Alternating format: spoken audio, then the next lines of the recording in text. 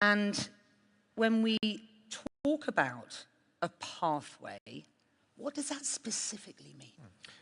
I'm, of course, incredibly concerned because that tells me that there is a real lack of understanding of the strategic reality.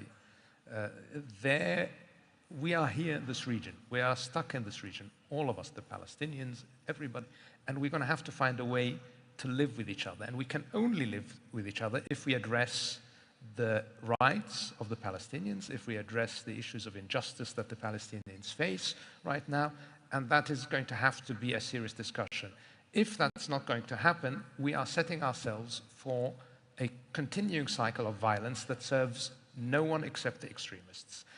What does a pathway to a Palestinian state mean? That means many things, and that's why we have this new, that's why we, with the European Union, Norway, and our colleagues in the Arab League and OIC launched this coalition for a two-state solution, because we realized that, just as you said, that perhaps in Israel, unfortunately, the conversation right now isn't addressing the reality that there's going to have to be a two-state solution.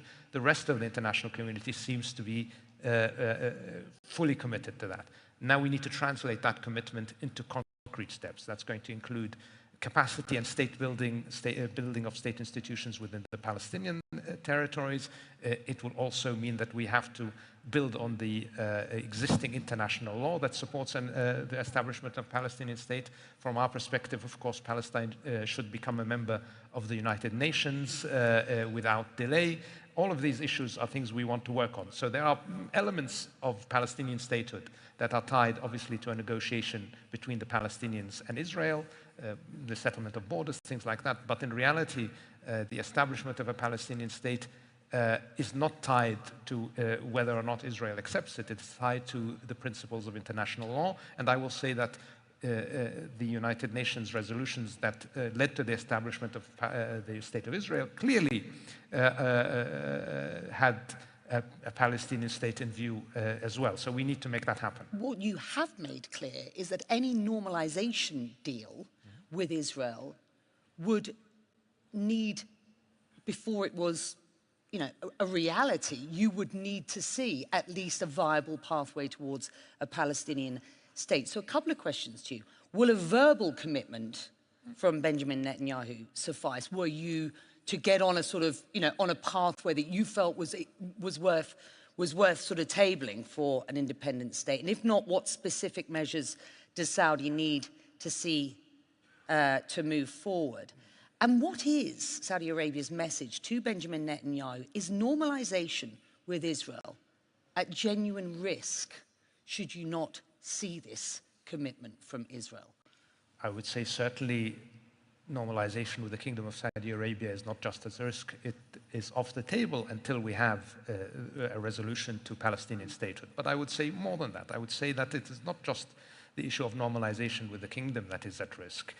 I would say that the security of the region as a whole is at risk if we do not address the rights of the Palestinians, if we do not find our way to a pathway that leads us to a Palestinian state, because that's the only way we can ensure that we can focus on the future, that we can focus on cooperation, that we can focus on integration. So I would hope that the leadership of Israel sees that it is not just the right thing to do, it is not just the moral thing to do, it is not just the just thing to do to give the Palestinians their rights and their state. It is also in the security and strategic interest of Israel to do so. And that's, I think, up to them to decide. Let's talk about Lebanon, if we can, and thank you for being very clear. Before I talk about Lebanon, in fact, let me just ask you one very specific question, both on Gaza and on Lebanon, as I've suggested. There is some effort being made to try and find a deal at this point, albeit temporary, on both sides, both for Gaza and for Lebanon. Both of the conversations, discussions seem to be about a sort of temporary, month-long ceasefire at this point. Certainly the Lebanese Prime Minister is optimistic. He says that that deal for Lebanon could come in the hours, if not days, to come. Do you share his optimism, and how do you feel about any progress being made for Gaza at this point? Yeah. I would say I hope it's the case that we can see a ceasefire in the immediate hours, in the immediate short term. I'm not sure that that's the case. I don't have the details. We are not part of the direct negotiations that are going on. We certainly support the effort that the US is undertaking to find a pathway to a ceasefire. I hope it comes to fruition. It's the same for Gaza. We have had, unfortunately, many false starts, many pronouncements of a near deal for a ceasefire in Gaza, only to be disappointed. And my understanding is that we have in most of those instances where the talks eventually collapsed, it has been because there have been new requirements or new demands added on the part of Israel. I hope that at this point we can finally reach a ceasefire that spares what is left of Gaza, the people of Gaza, and gives them an opportunity to finally see some peace. I've just seen a statistic that every 4 days a child is dying in Lebanon at present as well. So clearly, an enormous effort needed to try and find a solution there. What needs to happen in Lebanon for Saudi to re-engage more than just on the humanitarian side, which I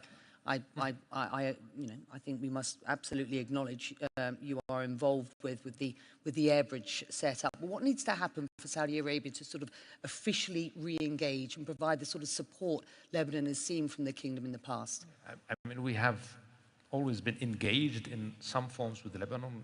We have never fully disengaged, but of course, we continue to have the view that it is up to the Lebanese and Lebanese politicians to seek a direction that puts Lebanon on the right track. It's not up to any outside influence, any outside countries, any outside powers to tell the Lebanese what to do or to influence the political process in Lebanon. That is our opinion. So we engage with our friends in Lebanon, but we are, again, it is up to the Lebanese. We have the presidency that continues to be unresolved.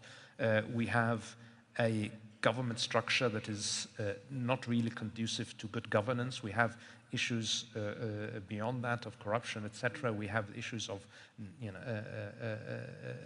outside parties dominating the scene.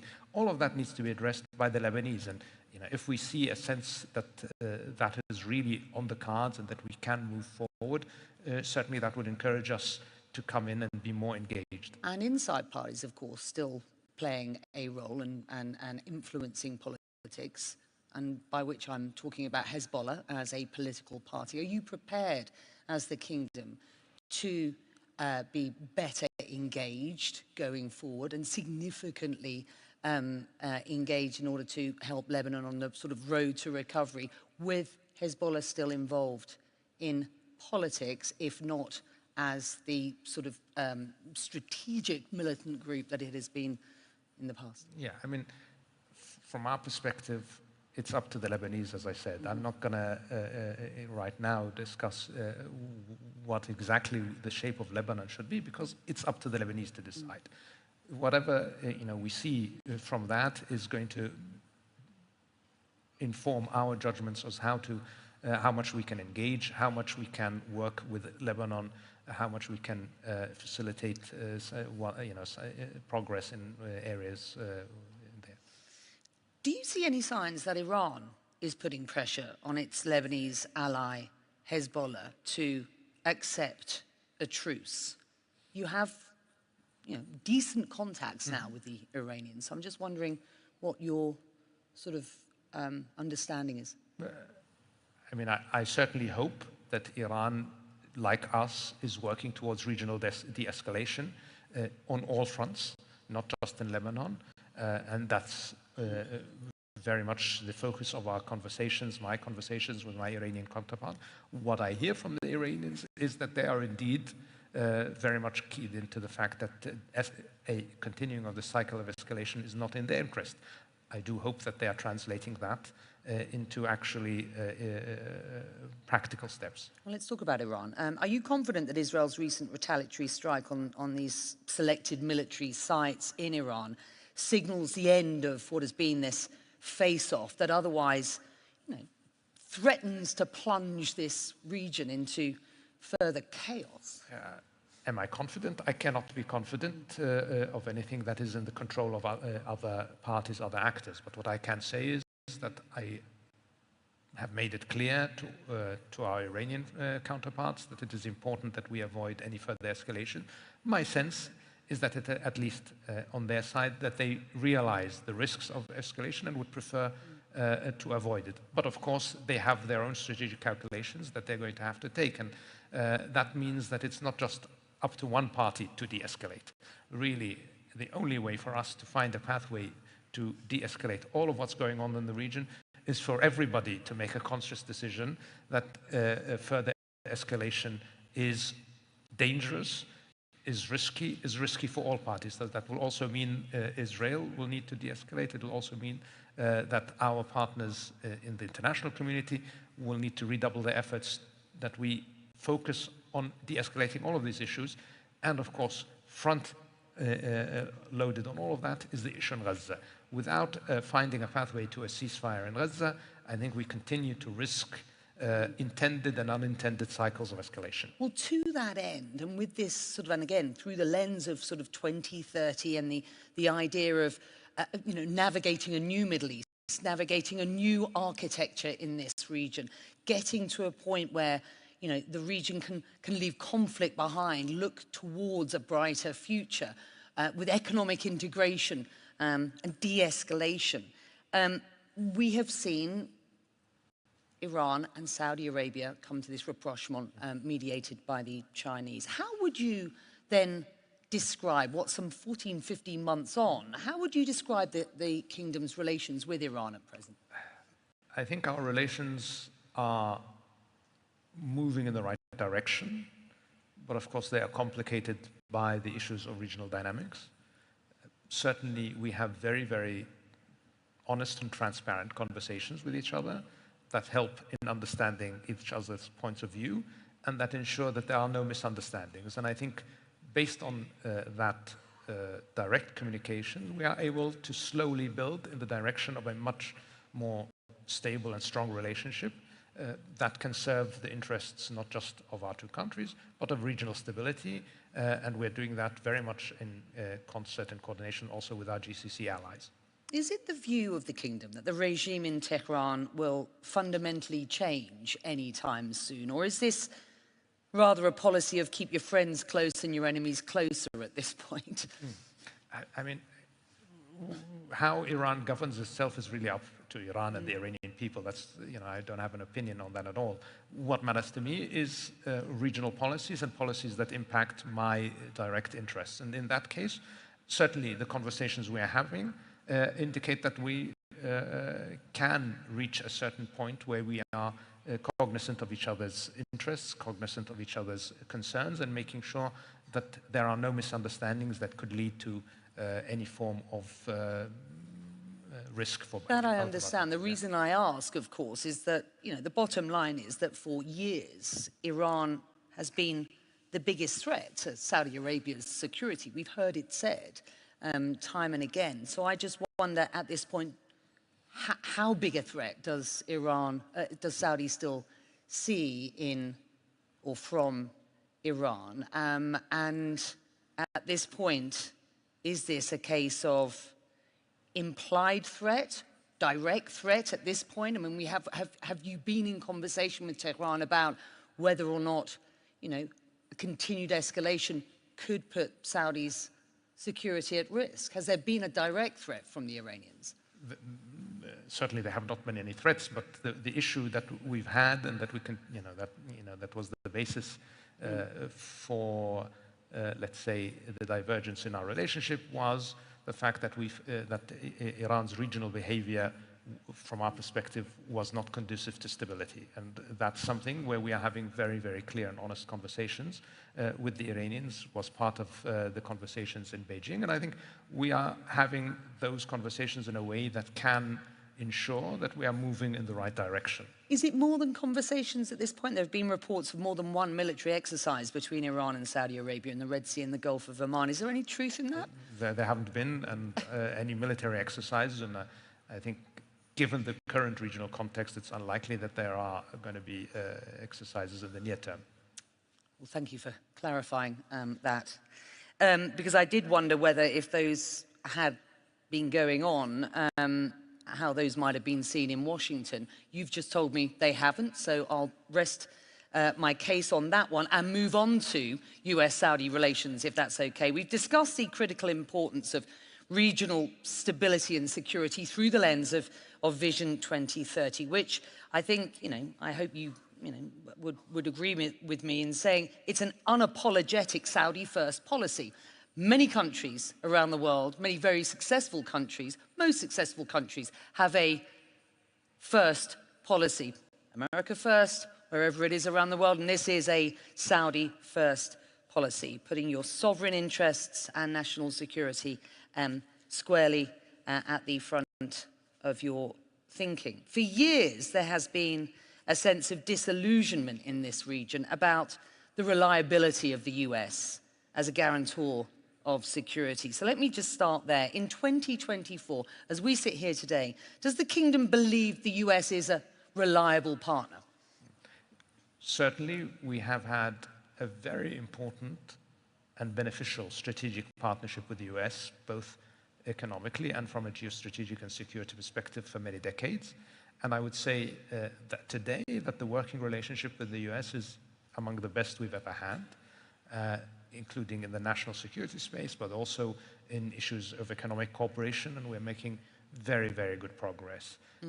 It's of course the case that the region is very different today than it was 20, 30, 40 years ago. The Kingdom is very different than it was 20, 30 years ago, and that means the dynamics are somewhat different.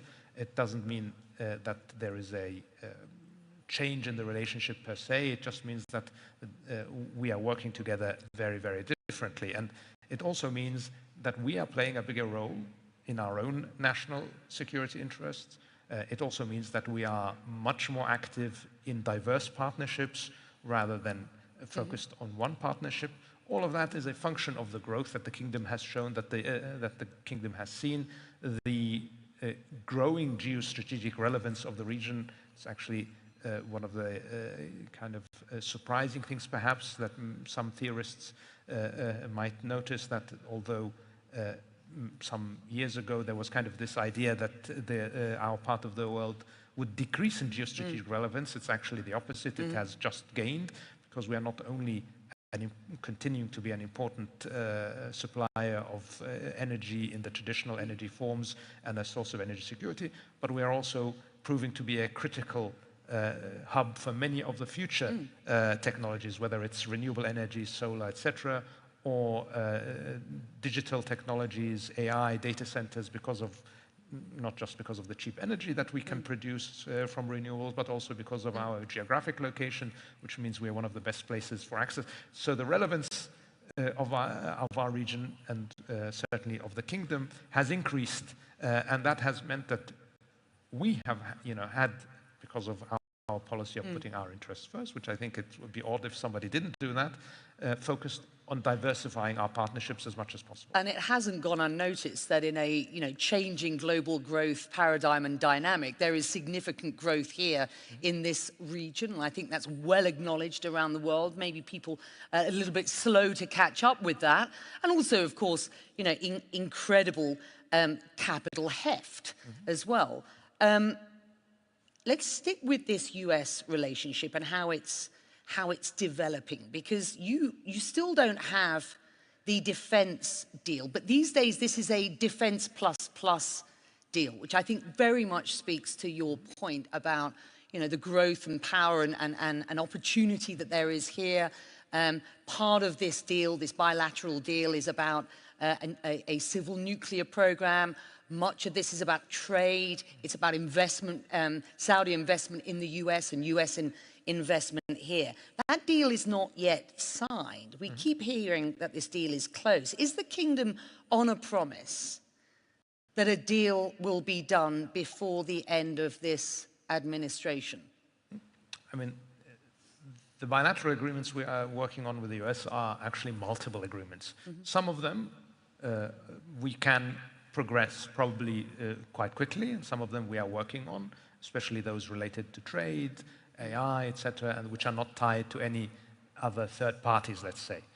Some of the more significant defense cooperation agreements are more complicated. We would certainly welcome an opportunity to finish them before the current administration's term, but that's reliant on other factors outside of our control. And in the end, if we reach them, that's fine. If we don't, we have a very, very strong working relationship with the US, even on defense cooperation as it exists. Let me serves pressure both of us well. Because we know that Washington wants normalization bolted onto any sort of broad deal. Is that realistic at this point? And are you prepared to walk away from some of this sort of bilateral deal content if you say, and you can't see normalization as an option from the Saudi perspective at the moment? There's one element of the bilateral agreements that we're working on that is very much tied to normalization, and we've made very clear, the Crown Prince in his speech to the Shura Council made very clear what would be required for the kingdom to establish diplomatic relations with Israel, and absent that, we are quite happy to wait until the situation is amenable. The other work streams are not that connected, and some of them are progressing quite quickly, and we hope to see moving forward. And we'll keep an eye on those. Yeah. I've got one more question for you. It's probably going to be two, but it's broadly one more question because it's about the US elections. Just days to go before the US election. I mean, literally just hours to go now. Is it clear to you which candidate would be the best for the Middle East in general, in particular for solving the Israel-Palestine conflict? And do you have a candidate that better understands the opportunities afforded by Saudi Vision 2030, and who would Saudi prepare to work with? We are quite prepared to work with either administration or either candidate should they gain the trust of the American people. It's really up to the American people to decide who is the next president. And we've done well historically with both Democratic and Republican administrations. Obviously, we've worked with President Trump before, so we know, we know him, and we can find a way to work with him very well. But we also know, obviously, the team that is currently working with the Biden administration, and Vice President Harris is part of that team, and we've been able to build a very strong working relationship. So we absolutely have no preference. They will certainly be different. Whether one or the other would be better, this is not up to me to say. You haven't been in this business as long as you have, not to be the consummate diplomat, and you absolutely are. Donald Trump claims only he is capable of bringing peace to this region. Sir, yes or no, is he right? I certainly hope if the American people choose to elect him president that he brings peace to the region. And with that, I leave it there. Foreign Minister. Thank you. Your Highness, thank you. Thank you very much.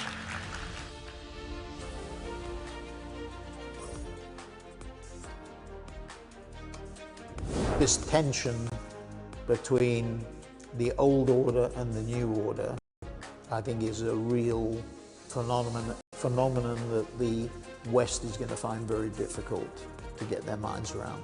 It means that you will have, a two-horse race or a multi-horse race rather than just one. I think to me the key is, how do you go on events like this to find young, smart, creative people that are leveraging technology to do the fintech revolution, to do the trade revolution? How do you move that over to public policy? What makes me sad is that governments are always well behind in adapting to technology, to digital opportunities, and to artificial intelligence. We are being, for the first time, real about solving the climate crisis and blending the government with the private markets.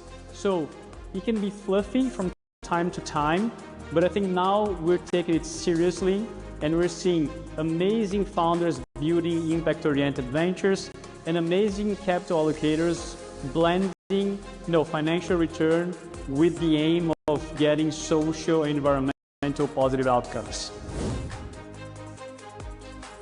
I love what is going on in the Global South, and I think the future of the world, the power is changing to this part of the world.